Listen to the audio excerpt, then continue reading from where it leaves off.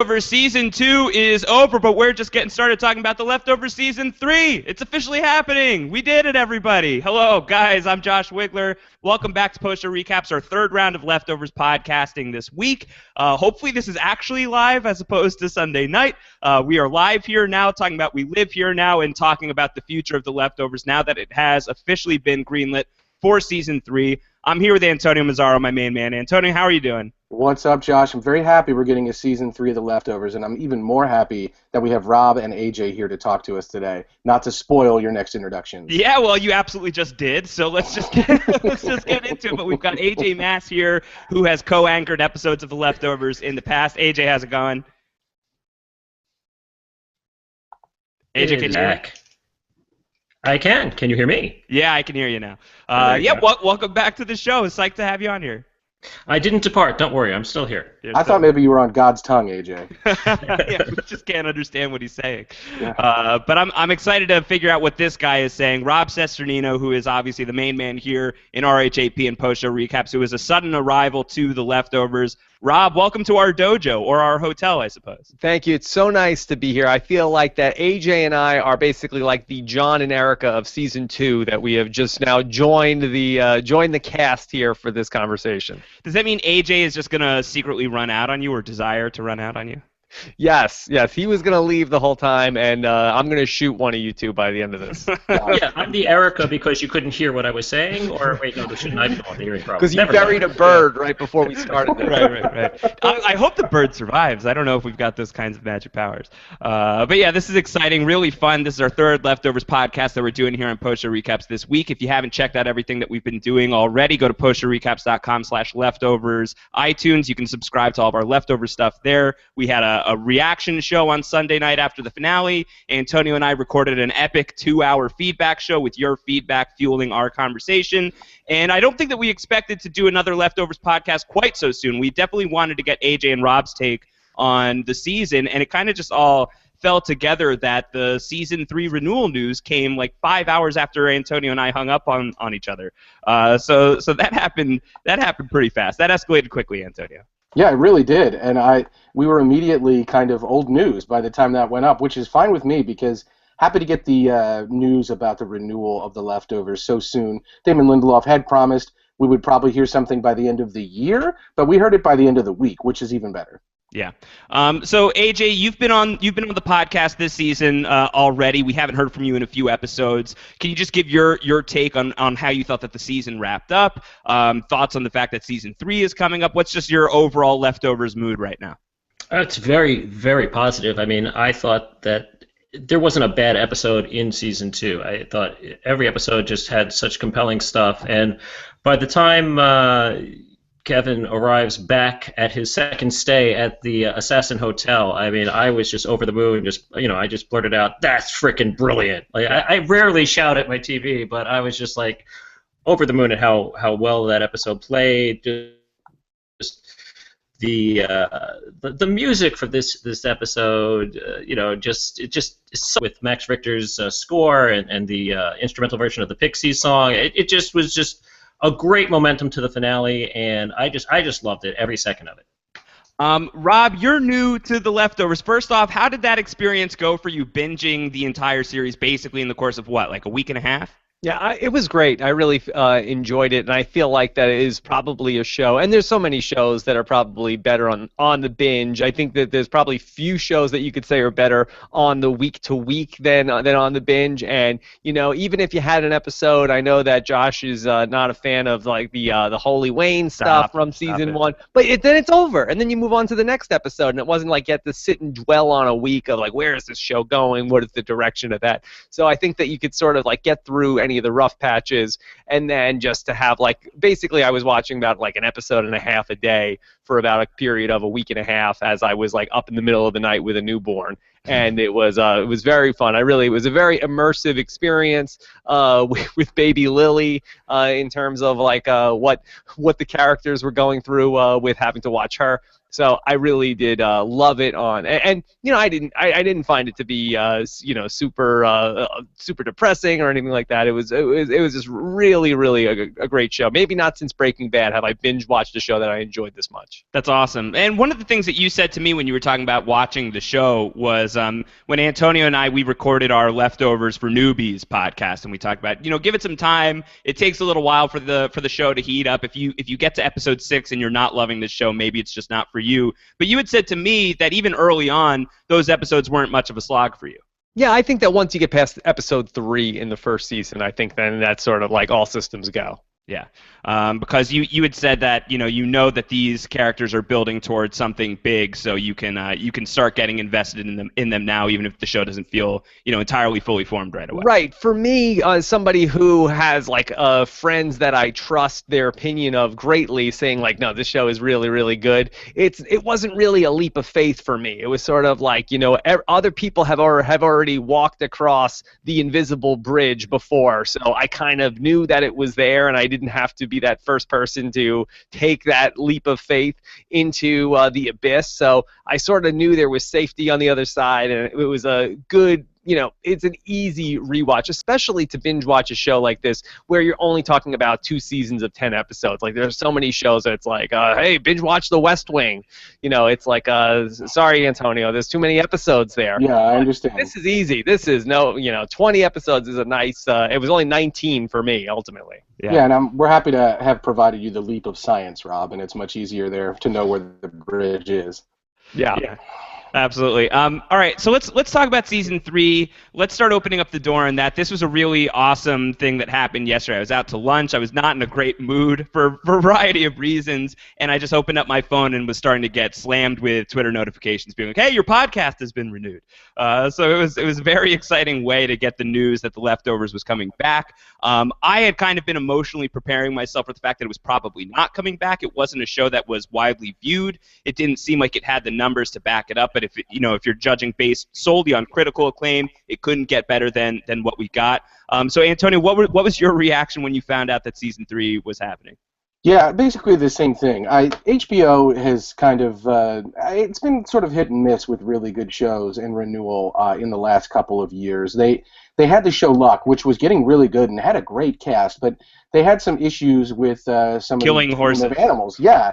So this is not that. On other shows, apparently killing horses is fine, but on HBO's Luck, it was no bueno. So they had renewed that show, and then they canceled it after the renewal. And so then I was a big fan of Treme as well. And in the case of Treme, the ratings were super low.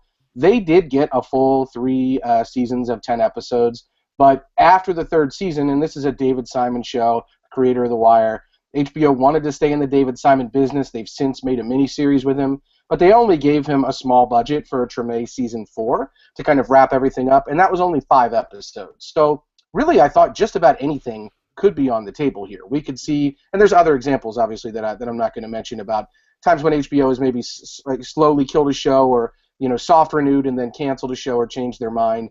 In this case, I was happy to get a definitive answer. I'm hoping it's a full season order. I don't know if anyone's seen confirmation on that yet, but I hope we get a full 10 episodes of The Leftovers season 3. And I do think that there are shows that are better served with a shorter lifespan. A lot of people have said that to me and echoed those sentiments on Twitter over the course of the last few days. And I think this is a show that the longer it goes on, there's a greater possibility that it loses a lot of the punch that it's got. So I'm happy to have one more season. Yeah, it's a little disappointing. It's just going to be the final season. But I think when we take a long look at 3 seasons of The Leftovers, it will have been a really good trilogy of seasons. And I think that as long as we get 10 episodes, we're going to be there.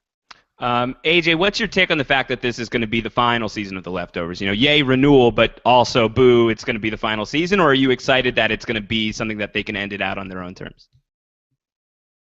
I think as we've learned that if you have an open-ended thing and you've got this overarching storyline, sometimes you stay in that vamping mode for a season or 2 because you're not exactly sure how long you have to tell your story. So having a definitive endpoint, as we learned with Lost and other shows, knowing where you're aiming towards, I think can only help direct the show and make sure it doesn't waste any time storylines that, maybe, in a longer, 5-season out there for a while. Now, we know we've got whatever the number of episodes is, that's all we've got. So we got to make sure that it's, beginning, middle, end. Let's not miss any beats there. Plus, I think 3 seasons is perfect for this show. I think, and I'll get into it if we start speculating where I think the season will go, but, I think this show in particular has a really good 3-season length to it. First season with the Garveys, and then we introduced the parallel season. One more season to continue those parallels while wrapping up the Garvey story, I think, is going to be very essential. Yeah. So we'll start speculating. Let's do that. That's what we're here for. So speculate away. What do you think that season 3 of The Leftovers is going to look like, AJ? What are your expectations given where we left off in season 2? Jardin's on fire. The Garveys are, if not at their best, they're at least all together. What do we think this show is going to look like when we come back for one last act? Well, like I said, to continue that parallel thing, a family member of the Garveys joined the Guilty Remnant, whereas in season 2, a family member of the Murphys joined the Guilty Remnant. So there's that direct parallel. In season 2, one of the Garveys has a haunting, someone stuck to them. Why not have a haunting and someone stuck to Mr. John Murphy? Patty killed herself and stuck herself to Kevin. Virgil killed himself. Why isn't Virgil going to be stuck to John in season 3? Oh, man. Ghost Virgil? Are we on board for Ghost Virgil? Can that be the first idea that we're approving here for season 3? Rob, how do you feel about that? Are we sending that one to the aisle, or what are we doing with that one? I don't know if it's going to Samoa. I don't know about that. But for me, in terms of the renewal, I kind of had mixed reactions to it. And while this show was so good, and obviously I want more, I'm sort of the mind of but could they do it again? Sure, maybe they could, but they could also just screw it up. And I'm kind of I wonder if this is really hitting on 19 or 20 with this show, because it was so good. I felt like it came to such a nice place to end the show, at least especially the journey of Kevin Garvey. I don't know how you now make, you're going to pull this family apart again. I almost am hoping that season 3 is really starting to get away from the Garveys. As much as I love those characters, I feel like it's just going to start to feel a little bit sort of these other serialized dramas where we're just sort of revisiting the same things over and over again. I felt like Mad Men really started to get into that towards the end of sort of okay, we have these problems, we fix them, and then the same problems just keep happening again for the Garveys to all start to split apart again. So I am excited about the prospects of season 3 because I love the show so much, but I kind of am concerned that to do 10 more episodes, I don't know how we could possibly stay at this sustained level for so long. And if we do, then we have to start talking about it as one of the greatest shows of all time. Yeah, absolutely. I think that's the thing, is coming back for season 3 does bring with it a ton of pressure in that writer's room, because they did just cook up one of the great seasons of 2015 at least. And yeah, where do you go from there? And I was on the Jay and Jack podcast last night, and we were talking about the pressure of The Leftovers season 3, and Jack was like, "Oh, if I'm Damon Lindelof, I'm freaking out, and I'm almost hoping for cancellation, because I'm almost hoping to not have to face that one down." Antonio, do you share any of those concerns that Rob is expressing, or I see you shaking your head a little? I share the concerns a little bit that Rob is expressing. I don't share them so boldly expressed by whether that was Jay or Jack. But what I'll say is that Damon Lindelof did a lot of vamping, or just kind of singing for his supper, as he was calling it, lobbying for the life of the show, or whatever he expressed to Alan Sepinwall after the season. And he seemed very confident that they have a little bit of story left to tell. And this end of the show by the 3rd season is being labeled as his choice. So that tells me he has and the writers have a fairly confident idea about what they want to do with season 3. But they, I think, maybe share some of those concerns that Rob has about extending the life of the show beyond that.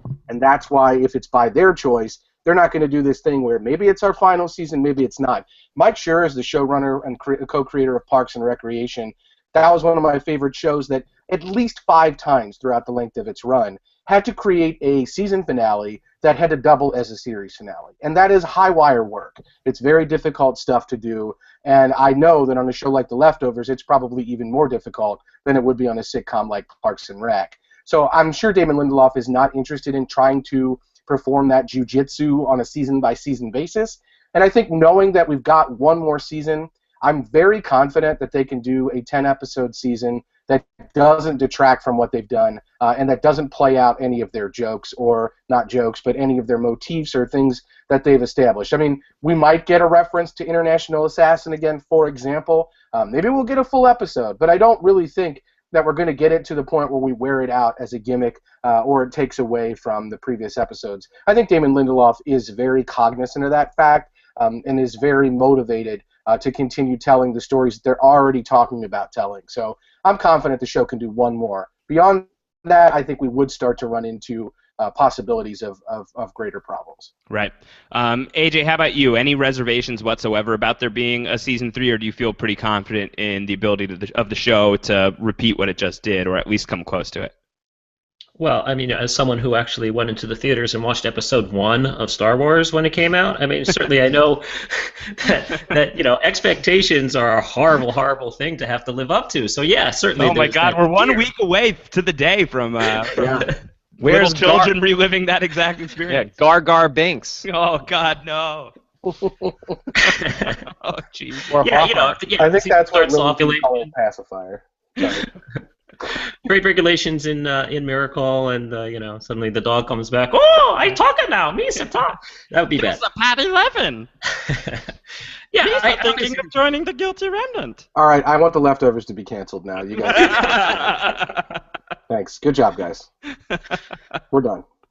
But yeah, like I said, there's a story. It's on his own terms to make it one season, and I think there's plenty of material left with the Murphys, especially. It doesn't have to be so Garvey-centric. The questions are out there. It'll come back from Australia, and will we see him again? I think that's important to finish a little more of the relationship between the Murphys and find out where their family goes and wrap that storyline up. I think those are certainly, and of course, something that we have to deal with is the pregnancy. Mary's pregnancy is going to be taking shape. Maybe Meg is pregnant. After her, relationship with Tommy. There's 2 babibies there. Is there some sort of Antichrist thing? Yeah, I think that's possible, where there could be a debate as to maybe one of these is the chosen child or something, and perhaps the evil one ends up being the one that Mary gives birth to. Something on that regard could happen in season 3, and I'd be fine with that. Do you think that there might be? Could we be looking at Time Jump? Is Time Jump in the cards? I know that we've been getting a lot of feedback from people before we started recording this, and I saw that from a few people. Do you think, Rob? Do you think that The Leftovers is going to skip forward in time at all as we get into season 3, or do you think we're going to be picking up pretty close to where we left off this year? I feel like that's pretty likely. I think that we're going to see a bit of a time jump. I'd be very surprised if we do one of these seasons where we pick it up right from where we're at, the Garvey's house there in Miracle, and then we're sort of like going through everything with what's going on with Liv Tyler and the Guilty Remnant in Miracle. I think that we probably pick things up where that has sort of calmed down to some degree, and there's something else that's sort of brewing. I do feel like that there will be, in the way that season 2 felt like its own chapter of the story, I feel like season 3 is going to follow suit and pick up with its own individual chapter of this story. Antonio, what do you think? Yeah, I think that that's probably right, and I think that there are ways to do it, as we saw in season 2, where you can revisit some of the things that were established in the previous season without making that the whole focal point of your season.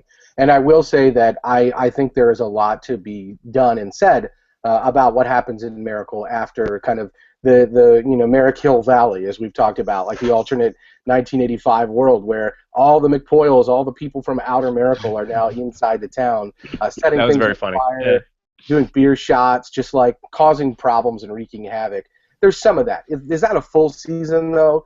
Probably not. But, I mean, Meg and Mapleton and New Rochelle and the Guilty Remnant in upstate New York and all of it, that's not a full season either. So I think that the show knows that the point of view episodes really bring a lot to the table. And I think they'll continue to use that format. And in using that format, I think they can do an Australia episode, for example. I think they can do an episode set with John Murphy in Miracle. I think they can do the Jill episode or the Nora Durst episode that maybe they wanted to do more of this season. And I think that there's a way to kind of do that without changing the focal point in general. Unless all the Murphys move and all the Garveys move and everything goes to a new town, I don't see us leaving Miracle behind. But I see us spending a lot more time away from Miracle, or at least as much time away as we did in this season, for sure. AJ, what's your take on that? Yeah, I think Antonio's hit the nail on the head. It's the point of views, and you need the Australia episode to at least tie up, Kevin's father storyline. I think we'll see an episode that's something like the Murphys at their best, or to kind of parallel. We have to find out what happened with Virgil and John back where itself, but I think we need to find out what exactly happened that inspired that shooting to take place in the first place. So I think we'll definitely see that. We'll definitely see at least one more crazy Reverend Matt running off and doing his shenanigans and getting beaten down at every turn. So I think definitely that's kind of the course of the season. And I wouldn't be surprised if towards the end maybe John gets shot and we find out what happens to him when he is facing death. It may not be to the hotel, although it may be at the hotel. I think it would be interesting to see, give them a chance to answer the question, does everybody go to that hotel or not? And I think they would answer on the side of not, but that wouldn't necessarily mean that the hotel didn't exist. Right. Yeah, well, one of the things that Lindelof has talked about, or he addressed in his statement on the fact that The Leftovers is coming back for season 3 is we look forward to, giving you an emotional walloping and remaining completely ambiguous about everything, as is the show's design. And something that Antonio and we were floating back and forth during the feedback show was, well, if we go back to the International Assassin Hotel, that airs really firmly on the side of Supernatural. So, Rob, for you, do you think that the show is, now that we know that it's going to have a final chapter, it's going to have a final season, and one of the things that's been cool about this show is that it's danced on both sides of the line, where you could read things as a man of science or you could read things as a man of faith. You could see things in both directions in almost every case. Not every case, but most of them. Do you think that the show is going to come down on one side of the aisle for either of those directions, or do you think that the show is going to be able to tell this story and still be pretty ambiguous? Yeah, I love this question, Josh, and I think I probably feel more strongly about this than either of you guys do in listening to you guys talk about the show. I think there is no ambiguity. I think that you can no longer, with the events that transpired in the back half of season 2, explain everything away with science. There's so many things along the way that you could say, okay, well, there could have been a scientific explanation for that. But at the point where there's 12 different things that you have to say, well, there is this scientific way that you could explain this one thing. But then when you start to factor in, but then there's this thing, then there's this thing, then there's this thing, there's no longer any way that you could say that the show can exist in a world purely of science. And I think that there's a number of things that you could point to, specifically in the hotel episodes where there are things happening and Virgil being there and stuff and stuff like that. But on top of that, Kevin Garvey should have been dead 3 different times.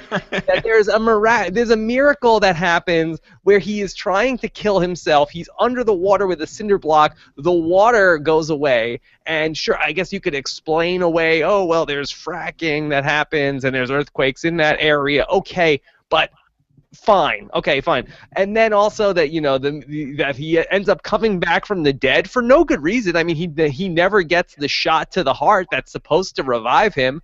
That's supposed to be the antidote to what happens. He's like, well, maybe Virgil didn't give him exactly what it's supposed to. But the thing with the bullet, he's shot at point blank range where the bullet goes through him, and he doesn't get any sort of treatment for this. I mean, you would think that he should have completely bled out. He does not. It's not explained. There's too much here at this point with all this stuff with Matt and Mary and the baby, and there's so too many things at this point that you can't say that it's ambiguous anymore. So do you think if they try to make the show in a way that they do have some of this stuff as ambiguous, if they have story points that they're trying to be like, well, you could read it one way or the other, do you think that that's a mistake going into season 3? Or are you saying that they should just double down and make it supernatural? I kind of feel like that it's a cop-out to say that it's not at this point. And I kind of understand why Lindelof is afraid to say that, because then people will sort of start to, make He's been there. He's been through that. Yeah, he's been there. But even with, with the stuff with, Eddie Winslow and what is it on the walnuts on the salad and Right. stuff like that. How did he know that? There's no way. There's too many things that you can't just explain away. So I think that the ambiguity is a cop-out at this point. Antonio, what's your take? I mean, that's been something that you and I have loved as we've been going through these podcasts and going through every episode, is how many different ways you could read certain events. But Rob's bringing up some good points that a lot of it is fairly firmly supernatural, or at least you can really read it as heavily supernatural. What's your take? Do you think that the show is going to go, full in that direction? Do you think that it's still going to have some ambiguity? Is there still ambiguity for you right now? Yeah, Rob is right, but I also do like the quote from Damon Lindelof, and I apologize, I can't remember what interview it was from postseason, where he basically said their take is generally that, look, 98% of the world's population was fine, 2% of the world's population mysteriously just disappeared. Our show is 98% on the level, 2% of it's mysterious. And in the mystery, you're going to implicate or involve your own answer. A lot of people are reading Kevin Garvey as a shaman. Shamans are a real thing. Like, they exist in cultures throughout our world and have existed throughout history. There have been academic journals and papers written about them. I mean, this is a thing that exists in our world that we don't know everything about. And different cultures have different beliefs. And sometimes I think if we took a long look at some of the things that have happened with shamans, we wouldn't believe them.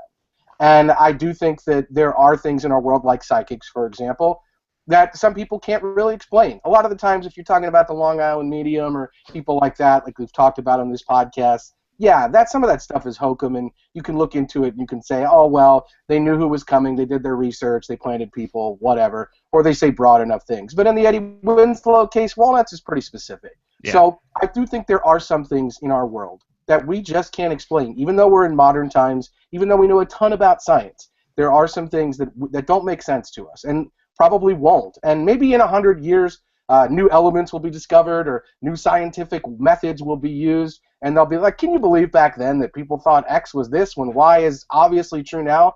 That's entirely possible. So I don't have a problem with a show that presents us a world where there are some things that don't make a lot of sense and that they are mysterious. And if they double down on that, that's okay. Right now I really like the balance the show has struck, in that, yeah, I do think that they leave these things open to our own interpretation. And if you want to interpret all of them scientifically, I think there are a few things that Rob has mentioned from this season that present a problem for your scientific interpretation. That's not to say there's not some lens-like example or explanation that someone will eventually develop that can explain Eddie Winslow's walnuts, but until then, I like that it's up to the mystery. And I think, the mission statement from this season of the show, let the mystery be, is fascinating, because I don't think that any of us really enjoy doing that on the whole on the show. I think we like reveling in the gray areas. So I do hope the show continues to present us those gray areas. Can I also add just one more thing? And I also, I'm not one of these people where I'm not falling into the lost trap of like, okay, well then they need to explain away what happened then, or they need to explain this mystery. I'm fine with letting the mystery be, but we can't say that there's a scientific explanation for every single thing. There's just like, there are mysterious things happening, and I feel like to say to every single one of these things that comes up, it's like, well, you could explain it this way, explain it this way, explain it this way. I feel like it's almost a disservice to the emotional impact of what's happening on the show. Yeah, I think there are some things that defy the scientific explanations as we have them currently. That's for sure. Yeah. You talk about the lost trap, which is, I feel like that's an interesting way of putting it. But we're getting into the final season of a Damon Lindelof show that is about a lot of things that cannot be explained by science, some things that can, but a show that takes place in this high concept world where this inexplicable thing happened, and many inexplicable miracles seem to be happening right now. And the last time he did this, it did not go so well. A lot of people did fall into maybe this lost trap of expecting answers, even though this show has been designed with the idea of let the mystery be, let the questions be what they are. We're not going to answer certain things. AJ, do you think that going into season 3, going into the final season, there's going to be some sort of different expectation from viewers that certain questions have to be answered? And maybe for you, are there any specific questions that you feel the show absolutely has to address going into its final year? Yeah, well, I think you need to answer questions of plot that you've hit on. Like, I'm willing to grant them that, they don't have to explain what happened with the departure. I'm fine with that because they established that right off the bat that, when things happen, the answer is I don't know. And I'm fine with that. But you can't let things happen. They've made such, like I said, they've made such a big deal about, Virgil hurting John. And I think that has to be addressed in season 3 because it's been such a big plot point. If the girl, if we didn't know what happened to the girls and they just left that hanging and said, "Oh well, we'll never know," that wouldn't have worked for me. So the fact that they wrapped that up in season 2, I think that's something they had to do in season 2 in order to earn a season 3. So I think there are certain be more that come up in the very early parts of season 3 that they do need to answer because plot needs to be answered. But in terms of the grand setting of, we joined this show in the middle of things and this had already happened. It wasn't something that was introduced in the course of season 1 or in the course of season 2, the departure. That was just something that existed, and I'm willing to grant you your show's premise at the beginning that this happened. And okay, if you're not going to explain that, I'm cool with that. I don't need that answer. But if you're going to bring up a major plot point, and the best that you can do is come up with some sort of dumpster ex machina in the last few episodes to explain everything away, then that's not going to work. Yeah. Rob, how about for you? Are there any questions that this show is going to have to answer for you? Do you agree with AJ that it's more on the plot level rather than the higher concept mysteries, or are there any of the big mysteries that you really want to see them try and tackle with a definitive answer? I mean, to me, the Virgil thing, I don't really see that as that big of a mystery. I kind of feel like that was at least explained. I felt like in some of the dialogue of that, it seemed like that there was some sort of inappropriateness between Virgil and I'm not sure if it was ultimately John or the other son, Michael, in terms of what he did. But I mean, did you guys get that read also? Antonio and I were talking about this on the feedback show. Antonio, what did we land at? I think it's just kind of open right now. Like, that is, I think, one of the things that the show was a little vague on. I mean, clearly Kevin says to John, like, he told me what he did to you, and John says that's a lie. And does that mean that he did it to Michael? Does that mean that it was Evie? Does that mean it was someone else? We don't know. The math of it doesn't make a ton of sense that he would be Erica's father, and then that John would be involved, unless John and Erica grew up together. And then would you grow up and marry? I mean, there's a lot of questions there that I think we don't have the answers to. So I don't think it's really clear right now. That's not the kind of stuff that's bothering me. What I want to know, what the show needs to explain to me is why did Evie give an imposter cricket to John in a box? Why? It makes no sense. Yeah, the faux cricket. Yeah. Well, that's the great thing about having Evie back on the show is that Evie can, if she decides to speak, if she ever speaks up, maybe she can enlighten us. But she's not going to speak. She's just going to sing it. Yeah. I think that if you are coming, she writes or sings. That's it. Those are the 2 speeds. I think if you're coming into this final season with any expectation that anything plot point will be resolved, I think that you will be disappointed. I think it's about the emotional reckoning for all of these characters trying to come to grips with this event. And I think that maybe the key character going into this 3rd season is going to be Meg, because the show starts really with her introduction into the Guilty Remnant, and season 2 sort of escalates with her becoming sort of the big bad of this other group. And I feel like season 3 could be the culmination of whatever she's going to ultimately do next, and we're sort of connected to her through she has this relationship with Laurie. She certainly has this relationship now with Evie, which the Murphys are connected to it, and I wonder if maybe we're going to be following her wherever she's going next, and maybe the Murphys are sort of in tow because they're trying to get back connected with Evie, and then Tommy also has this relationship with Meg where maybe that's how he's the Murphys are sort of connected back into it. But I feel like that Meg is the central figure to follow in season 3. Yeah, well, I think that, given the fact that she had been on the bench for so much of season 2, but when they finally started utilizing Meg, she was just such a magnetic, explosive presence. Magnetic. She was magnetic, yeah, she really was a true magnet. These electromagnetic properties on this show. She was so good, and I agree. I think that there's so much more to do and unpack with that character. So I really hope that that's someone that we're following. And Antonio, for you, what needs to be addressed in season 3? Like, what are some of the big plot points or mystery points or anything like that that you really feel like the show has to dive into now that we know that we've got one last season of the show? Yeah, I'm with Rob on Meg being a central character. We talked about, we had the great comment from Colin Stone that there's a lot of question marks about how Meg and Evie kind of set things up, and maybe that will never be addressed, but I'd feel a lot more comfortable about that whole storyline if I kind of knew a little bit more about that. Evie too. What was really the genesis of her desire to track down the guilty remnant or join the offshoot, the Jarden offshoot of the guilty remnant? Those sorts of things, they matter to me because those are the sort of lingering questions I have after this finale. Of course, I have questions about International Assassin and is Kevin a shaman and how he keeps coming back, but I'm comfortable letting some of those mysteries be, like we've talked about. But some of the actual plotting of the show, I'm a lot more interested in. And I think the Meg character really comes center stage on that. We also had some interesting feedback, and I apologize.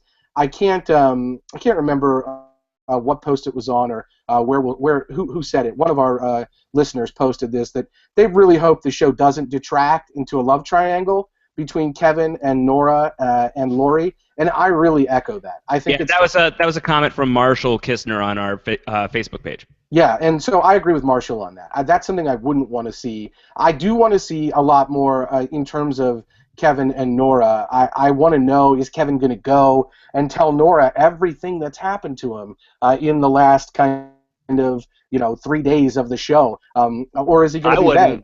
Yeah, I exactly. We saw what happened when he told her about Patty. So, is he going to go even deeper? Is Kevin going to double down with Nora? Nora, I'm not only am I not crazy now, but I'm immortal too. Right. Isn't this awesome? Great. We can do lots of weird things. I'm leaving. Yeah. Yeah. So I don't know.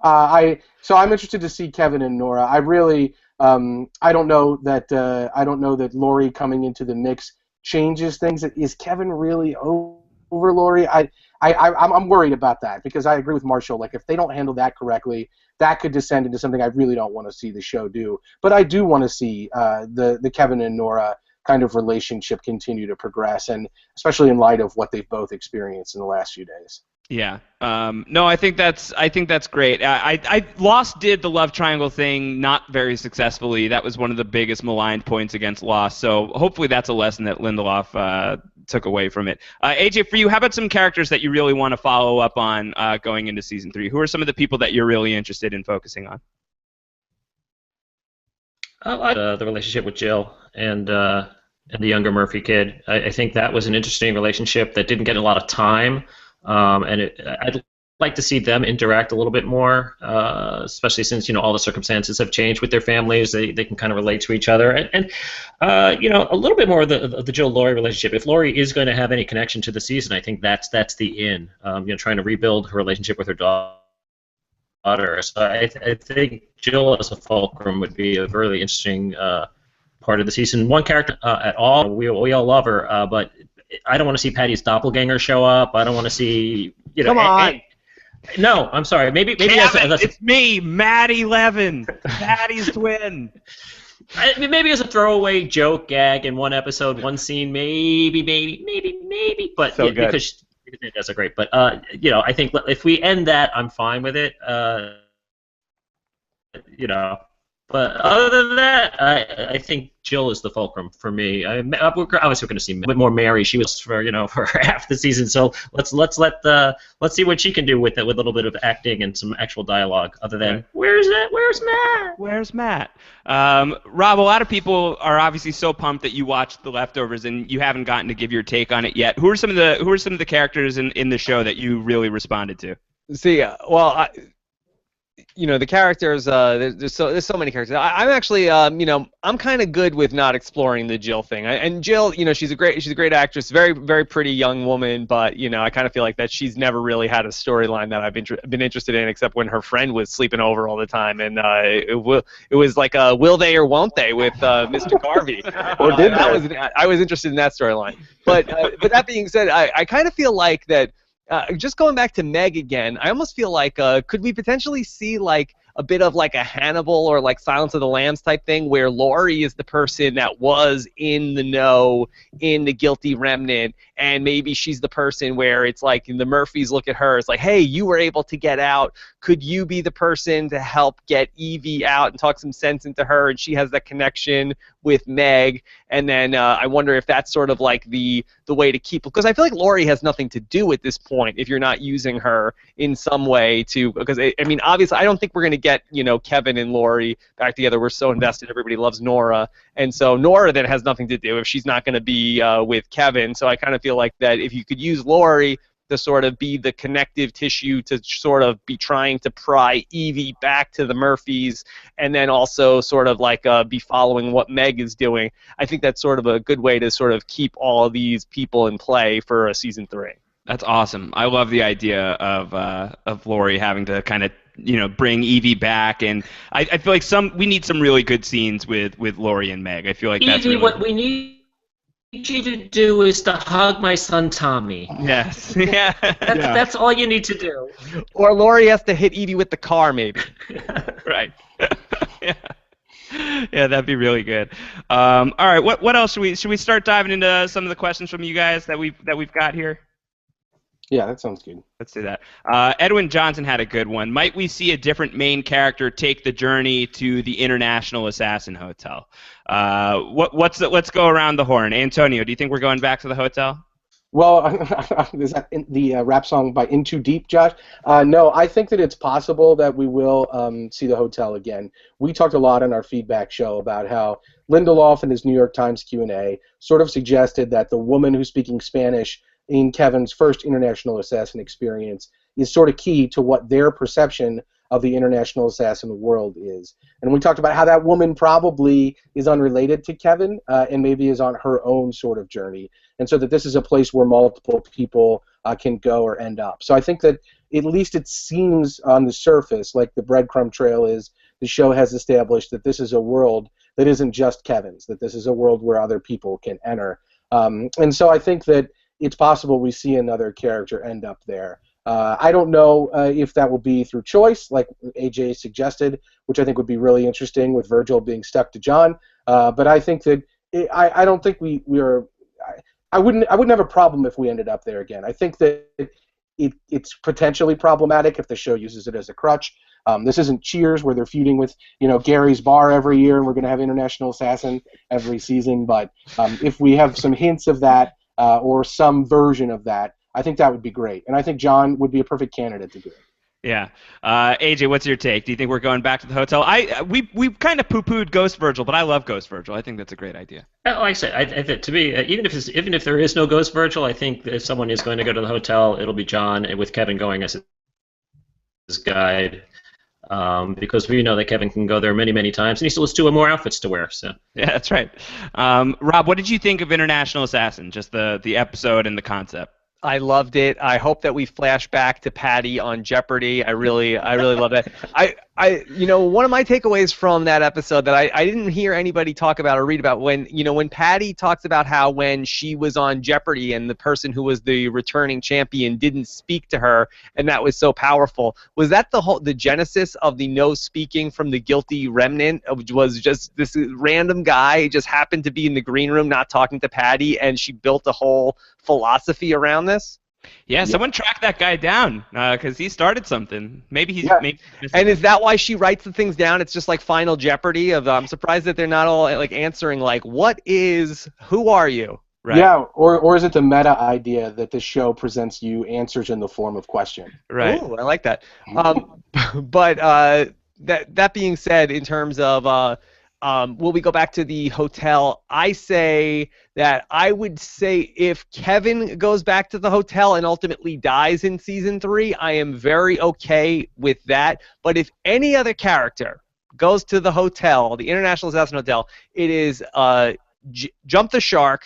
And I feel like that it is the show could not with a straight face say that there's any sort of ambiguity on it. I already think that they have a problem with that, but then that would be such a smoking gun with that. And also I think that the parallels to Lost and season 6 and all of the purgatory things that people don't like about that. I think for Damon Lindelof, I think it would be I think he would be leading in with his chin and waiting for people to smack him down to do that, to put any other character going to the International Hotel. Yeah, so you would advise against that. That you would take that out of the think tank. I would say if you want to go back and kill off Kevin in the process where he can't leave this time, then that's fine. But I think any other character there, I think, would be a bad idea.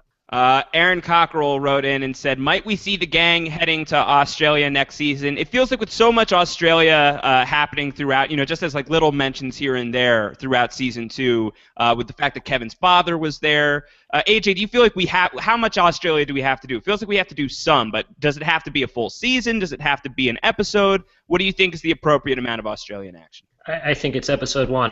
I think it's episode 1 with his father, and we watch his father's adventure, and then that kind of sets the stage for everything to follow, and then he comes back home, whether it's Miracle or Mapleton. I think that's your inroads to season 3. You start off with his journey, maybe Aboriginal, maybe he sees a cave there that kind of parallels the season 2 start or something. I don't know exactly what we're going to encounter there, but I think you can spend 1 episode there. Anything more than that, and I think it's not The Leftovers anymore. Antonio, what do you think? How much Australia do we got to do? Yeah, I think I'm more with AJ that I want to go there. I want to go to there with the Liz Lemon style, and I'd like to see some things. But I don't necessarily want to transport the whole season there. I do want to see the Murphys. I do want to see more about John Murphy especially. And I think that if you take the whole show and you put it in Australia, that becomes very difficult. So I think there's a way to do that. I mean, like we talked about on our kind of wrap-up podcast, Kevin should be very interested in comparing notes with Kevin Sr. at this point. And in the comparing of notes, I think you have the opportunity to have Kevin at least visit Australia if he can't track his dad down by other means. His dad appears to be, I don't know, in some sort of like hybrid Aboriginal tourist state where it's hard to know if his dad's gone fully native, he's on a walkabout, what he's up to. But I think that Kevin tracking down Kevin Sr. is a strong possibility in at least 1 episode for season 3. Bob Phelan wanted to know, new theme song? I love the one for season 2, but do they need to continue to change it every year? So do we want to get rid of Let the Mystery Be? And if so, should we workshop some theme song suggestions? Do we got any? How about Howard Jones always asking questions? Always asking questions? I think that there's a possibility. I mean, that is an Iris DeMent song through and through. But that's her cover, I think. Or maybe, I'm not sure who wrote the song. I think maybe she did write it. But I think there are probably other versions of it and covers out there. The Wire used covers of Down in the Hole, Tom Waits song, for every season. So we could maybe do a cover of Let the Mystery Be and a slightly different feeling and version. Yeah. Rob, what do you think? New song, or do you like the one we've got? I'm good with the song we have. I feel like the original season 1 stuff, I always felt like that was kind of wonky in terms of like what was going on there. I felt like it wasn't really the right tone, but I feel like that with the new theme song, especially we started ditching the cold opens about halfway through season 2. It's sort of fun when you put it on and a little bit, it's a little bit actually like of a happy song, which is kind of a little counterintuitive for the show. Like the first time it was too intense. And then the second time, I feel like it was a little too happy-go-lucky, but I feel like overall it's fine. I don't think you need to worry about it. So maybe we need to mash up Let the Mystery Be with just like the awful, horrifying imagery of the opening credits from season 1, and maybe that'll be we can strike the balance there. Sure. All right. Can I also weigh in on the Australian thing? Yeah, of course. I feel like that I don't think we should do a whole season there, and I feel like that the taking all of the Garveys there feels like sort of like Brady Bunch goes to Hawaii to go and bring all of them there. But I feel like if you had one episode that was sort of like the Meg episode, where we end up seeing Kevin's dad for like one episode and sort of like his journey of like maybe seeing the person that he's seeing and seeing like his whole like last couple of year journey to get back to where he is, where we see like a different point of view on things, just like we did with Meg, where we followed her over the past, like the whole season where we didn't see her. I feel like that would be somewhere fun along the way. I could see that being like the episode 8, episode 9 type of thing. Tamir Markowitz said on Facebook, and I want to throw this to you, Rob, is Nora Durst the best female character ever? I mean ever. And Antonio and I have talked about how much we love Nora. AJ has weighed in on how much Nora is awesome. Rob, what's your take on Nora Durst? She's very awesome. I think to call her the greatest TV character of all time, I think is a bit of a reach at this point. It's a lot. But what's your take on her just overall? I really love her. I feel like season 2, I feel like she was a little underserved. I don't think she had a lot to do. She had basically the one episode that was sort of her POV episode, but other than that, I feel like she was sort of just like basically a secondary character this season. Yeah. Antonio, we already touched on half of Marshall Kistner's question, which was fearing for the potential momentum-killing love triangle story between Kevin, Lori, and Nora. But the first part of the question was, what are some storylines you would not want to see touched on in season 3? For you, what can't we go towards? Like, what cannot happen in season 3? Which stories do we just want to either forget or just don't want to go down that path at all? I don't think we need to end up anywhere back in Mapleton. Damon Lindelof expressed some, unless they want to move everyone back there, Damon Lindelof expressed some regret that they had to leave some of the actors from Mapleton behind and didn't use them in season 2. Michael Gaston, the guy Dean who was shooting dogs with Kevin, BBA. The woman who plays the mayor, the Frost twins, the girl who was Will She Won't She with Kevin Garvey, all those actors. Damon Lindelof expressed some regret in season 2 not being able to work them in. I hope we don't relocalize the show in Mapleton. I think a real strength of the show in season 2 was getting away from that and getting not only outside that sphere, but to a town that was sort of the polar opposite, where no one had been affected. And I think that was really fascinating storytelling. And I think the way they built the narrative for this season, having that town now ultimately be impacted by everything from the outside world, I think we got to see that play out. And I think that going back to Mapleton doesn't really add anything one way or the other to the meta story of The Leftovers. I'm sure if they did it, they'd find a way to make it work, but I'm not as interested in seeing anything really more in Mapleton at this point. Rob, I remember you texting me when you got to the first episode of season 2 saying that you were sad to be done with Mapleton, that you thought it was a little jarring to go to Jarden. How did you ultimately feel with all that, and are you done with Mapleton? Yeah, I'm done with Mapleton. There's nothing there in Mapleton. The show has to stay in Miracle the rest of the way because Matt has the whole thing with Mary. He's not leaving, and because by proxy, then Nora just put $3 million down for a house. They're not leaving. So these next 10 episodes, it makes no sense for the Garveys to leave Miracle for any. I mean, maybe they might leave it for an episode, but we're not shifting the location of the show. I wouldn't think, but. Yeah, I did think that the beginning of the second season was a bit slow. I was very invested with all of the stuff going on with the Guilty Remnant that came out of the back half of season 1, and then I felt like it was a little bit slow. I wasn't super invested in what was going on with the Murphys those first couple episodes, but I felt like things definitely did pick up, and I was happy to see. The first episode of season 2 that I really liked was the episode with Lori talking about what was going on with the Guilty Remnant back in Mapleton, and I liked how we brought the Guilty Remnant to Miracle. So I'm very happy with the direction they took. And what are some of the stories that we can't touch on in season 3? What are some of the no-nos? You talked about how if we go back to the hotel, that's shark jumping if it's not through Kevin. What are some of the other big no-nos? Not the Marcasian no-nos for you. Boy, for me, I'm not really sure what's left to cover with Reverend Matt. I felt like, well, he's so good. I felt like that his episode and his plight, I felt like, he does so many dumb things that, he's just like the one character that I'm like yelling at the TV in terms of what he's doing. I don't want to see too much with what's going on with Tommy. He's another character that he's always doing like dumb stuff. Josh, I know you were upset when he was like getting all drunk and like yelling at the Guilty Remnant. The worst. Right. And then the daughter, Jill. I feel like that.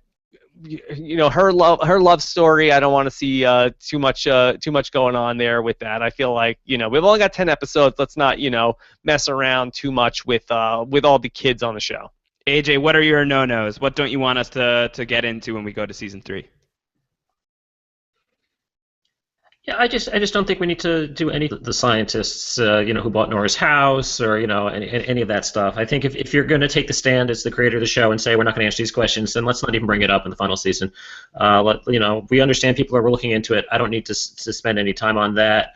And I don't really want to see Tommy go anywhere outside of the town and maybe, pursue any more residual Holy Wayne guilt or anything like that. Let's let that storyline die as well. Let's focus on the people that the Murphys. Let's focus on the Garveys, and let's resolve their personal stories with each other, and work on that. Anything that takes us away from that is wrong. All right, so let's wrap up with this last question. This is from Dave Backer, who said, "How about this for a series ending? People who left / were taken during the sudden departure just as suddenly come back." And I think that's one pitch. I see AJ shaking his head. AJ, how do you think that they're going to address it, if they're going to address it at all? You know, what's the final statement on the departure going to be with season 3 of The Leftovers? I think to me, there's only two really possible ways you end this show. One of it is that everybody comes back in the last 5 minutes, and you're left with, oh my gosh, what happens now? I think that's the cop-out. I think a more powerful ending would be that everybody disappears except for Kevin and Nora. Oh God! Wow. And then it's a backdoor pilot for The Last Man on Earth 2? Yeah. Something like that. But yeah, sure, to me is more powerful than people coming back. What do you think, Rob? How do you think that the departure is going to get handled? They keep saying we're never going to tell you where they went or why they went or how they went or, any of those questions. Do you think that there's going to be some extra statement on the nature of the departure? Is there going to be a secondary departure? What's your prediction? The second sudden departure is interesting, and I could also see that being a jumping-off point for season 3, where does that give the guilty remnant more power, less power? I think that's an interesting way for the show to go. I do think that we're going to end this show on an emotional note more so than anything that we're going to get with answers. I'd be surprised if we really had any sort of global sort of ending to this story, as opposed to, I feel like the ending to the series is going to be probably quite similar to the ending of season 2, where they walked away from it seeing that this could have been the ending to the show. I think it's going to probably be similar tonally. Antonio, give us your hot take. The departure, it's a big deal. It's the jumping off point for this entire show. Where are we going to leave with that? What's going to be the final statement on the nature of the departure? Whether there's going to be a follow-up or anything like that? Yeah, I don't. I still think the show is going to stick to their guns about what they've said from the jump, which is that they're not going to explain the departure. I do think that they said that initially because it wasn't explained in Tom Perlotta's book, so it's possible now that they're beyond the source material that they've changed their opinion. There was a headline earlier this season that said Damon Lindelof says tonight's episode does that thing that they said they're never going to do. So I think, Josh, you and I assumed that maybe that would be departure related. It wasn't. So I don't know if we're going to go there in season 3. I hope they don't, personally. I like that the show exists in this world where, like our world, where there are some things that we just can't explain and that don't make sense to us. And maybe they will ultimately have a scientific explanation, and maybe they won't. But they exist in the world. They happen. So I prefer that this show kind of revels in that than that this show give us an answer to that or have it happen again. If it happens again, I think there's a way to handle that doesn't ruin it. But I don't need it to happen again to be satisfied with a season 3 of this show. And I would probably prefer that it didn't. Cool. All right, so let's start wrapping up. AJ, any final Leftovers thoughts or anything you're working on that you want to plug before we get out of here? I'll go with the plug because I think we've covered the Leftovers very well, and I'm excited for season 3. I hope they don't screw it up. And I think that's my feeling going into it. It's like I don't necessarily have the confidence that they'll knock it out of the park again because the season was so great. I hope they don't screw it up. If you guys follow the show The 100, Joe Garfine and I have a podcast called The Dropship, The 100 Podcast, and you can find it on iTunes. We're recording a new episode on Monday, and that should be out by Wednesday. So check it out if you're a fan of the show, if you just want to find out what the show's about. Season 3 is coming up in January. Awesome. Follow AJ on Twitter at AJ Mass. He'll tweet out the links to all that stuff. Rob, any final Leftovers things? Anything that you didn't talk about Leftovers-wise that you wanted to get off your chest? Anything that you wanted to give this podcast a hug about? No, it's just a fun show. I really appreciate you guys having me on. You guys did such a great job of covering the show, and it was so much fun to be able to, on the binge, not have to wait for the podcast to go up, just to know that they were all right there, and I could just go in and listen to you guys talk about all this stuff. So that was very, very fun. My one last prediction is that Matt and Mary's baby will be born maybe in the season premiere, but will be the reincarnation of Holy Wayne.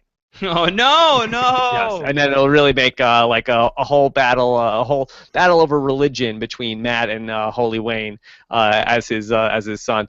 But yeah, that being said, very much looking forward to talking with Antonio coming up here in a little bit about Nathan For You later today. Yeah, so what's going on there, Antonio? What's going on in Mo Show's recap today? Yeah, Mo Show's recap, the show we record every Friday, talking about a different show or a different episode or a different season of television. We're talking about Nathan For You, Nathan Fielder's Comedy Central show, which I've really been just recently getting into, and it's hilarious. Rob and I will be talking about that, so that'll be fun, and I'm really looking forward to kind of that show exists in a world that is wholly unlike the world of The Leftovers. You know, it is sometimes just as baffling, the reactions of people to certain things. So really looking forward to talking about that show. And I've just really enjoyed talking about The Leftovers all season. Thank you, Rob and AJ, for the kind words about how we've really kind of covered it and wrapped everything up. I know Josh and I really enjoyed talking about this. I don't think we'll have much more to say on Leftovers Season 3 or on Leftovers in general until Season 3, unless something changes or unless something bubbles to the surface. But I would definitely encourage you guys, if you're not, to subscribe to our feeds for The Leftovers and for post-show recaps in general. And I think Josh can give you that information. But by subscribing to the feeds, if we do happen to pop one of those up, it'll be right there in your feed for sure. So yeah, so postshowrecaps.com/leftovers, iTunes is the Leftovers stuff, and just everything post-show recaps in general, postshowrecaps.com/iTunes. We're doing a lot over here. And yeah, Antonio and I, we've had a blast talking Leftovers all season long. Really fun getting AJ and Rob on here as well. And I think you're right. I think we're probably done yammering on about the Leftovers for at least a little while. If that changes, we'll let you know, but it's been a real great ride. So follow all these guys on Twitter. AJ is at AJ Mass. Rob is, of course, at Rob Cesternino. Antonio is at AC Mazzaro, 2 Z's, 1 R. I'm at Round Howard. Rob's got the kill switch for ending this podcast, so we're gonna suddenly depart now. And thanks everybody who's been tuning in and has been, really just been gracious with their comments and interacting with us about the Leftovers. I'm very, very psyched that we've got a season 3. So it'll be a little while before we're back, but we'll be back, and that's the best part. So take care, everybody, and talk to you soon. Bye.